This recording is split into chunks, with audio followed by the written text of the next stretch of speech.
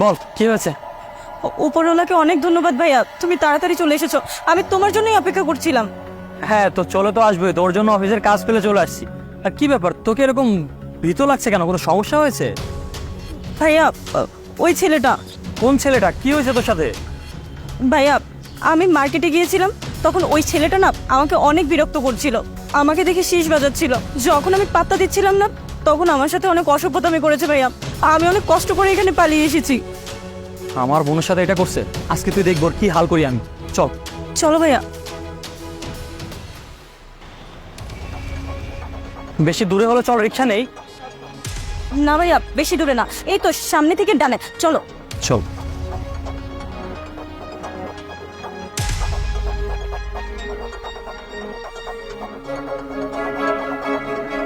কি রে, কোন বাসা আমাকে বল? বলতে বলতে তো মহল্লার মধ্যে ঢুকে গেলি।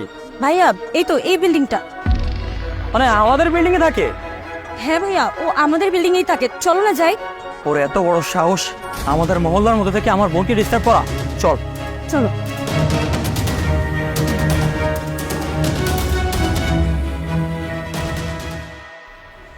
কোন সামাস? এই তো এই বাসাটা।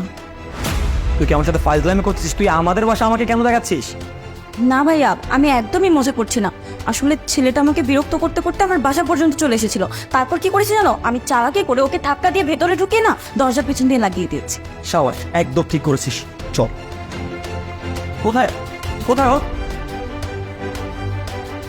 কোথায় ও? ছেলেটা পালিয়ে গেল নাকি? না ভাইয়া, ও তো এই রুমেই আছে, তুমি দেখতে পাচ্ছ না? ওই যে ওই যে দেখো, ওই ছেলেটা।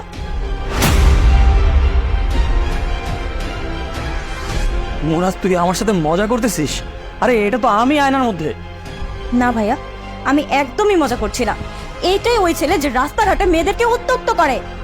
আরে মোনাজ, তুই কি যাতা বলতেছিস? আমার বান্ধবী রিমি আমাকে অনেকবার বলেছে যে তোর ভাই আমাকে ডিস্টার্ব করে, কিন্তু জানো ভাইয়া, আমি ওর কথা একদমই বিশ্বাস করিনি, কারণ আমার না তোমার উপর অগাধ বিশ্বাস ছিল। কিন্তু তুমি আমার সেই বিশ্বাস ভেঙে চুরে তছনছ করে দিয়েছো। কোথায় যাচ্ছ তুমি? তোমাকে রিক্সা দিয়ে নামিয়ে দিয়ে আসবো নাকি? না না, আপনি কেন আমাকে নামিয়ে দেবেন? আমাকে যেতে দিন। এই তুমি এরকম কেন করতেছো? তোমাকে ফেসবুকে নক দিচ্ছি, তুমি রিপ্লাই করতেছো না, ইগনোর করতেছো। কি সমস্যা তোমার? দেখুন, আপনি রাস্তাঘাটে আমাকে এরকম উত্ত্যক্ত করবেন না, প্লিজ সরেন। কি সমস্যা? হ্যাঁ, তুমি আমার সাথে এরকমটা কেন করতেছো? ছাড়েন তো, সরেন।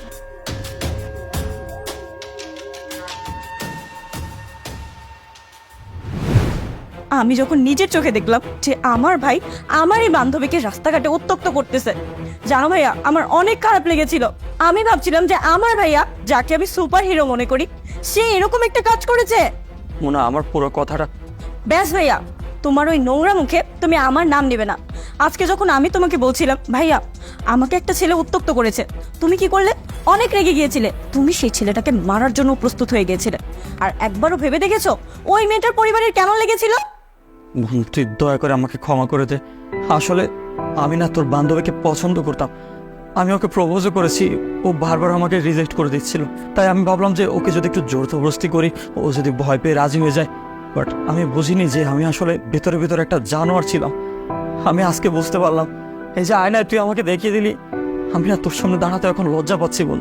ভাইয়া, তোমার এই ব্যবহারে না আমি অনেক কষ্ট পেয়েছি। তাই আমি চাই কিছুদিন তুমি আমার সাথে দূরত্ব মেনটেন করো। আর তুমি যদি তোমার ভুল বুঝতে পারো, তাহলে আমি তোমাকে ক্ষমা করে দেবো। কিন্তু ফার্দার যদি তুমি সেম কাজ আবার করেছো না, আমি কিন্তু তোমাকে পুলিশে ধরিয়ে দেবো বলে দিলাম। না বোন, আজকে আমি যে তোকে কথা দিচ্ছি, আজকের পর থেকে কোনোদিন আর এরকমটা করবো না রে। সেটাই তোমার জন্য ভালো হবে।